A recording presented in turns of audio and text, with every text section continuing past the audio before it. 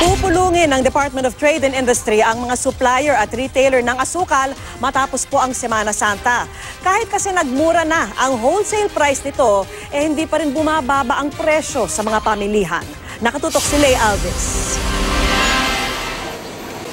Enero pa lang, pababa na ang presyo ng asukal sa sugar mills at gayon din ang wholesale price nito. Pero nagtataka ang Department of Trade and Industry kung bakit ang retail price ng asukal sa mga pamilihan hindi bumababa. In the retail price on a per kilo basis should have gone down between 3 to 5 pesos per kilo.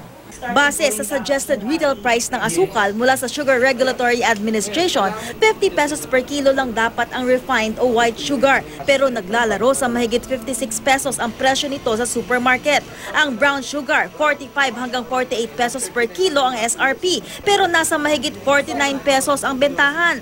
Ang washed sugar, 45 hanggang 48 pesos din ang SRP, pero nasa mahigit 51 pesos ang bentahan base sa price monitoring ng DTI. They should explain why, despite the reduction of the wholesale price, their distribution and sale of retail has not been reduced correspondingly. We would require them to show their inventory. Kung mataas ang pasa sa amin, natural, yun din ang pasa namin sa consumer.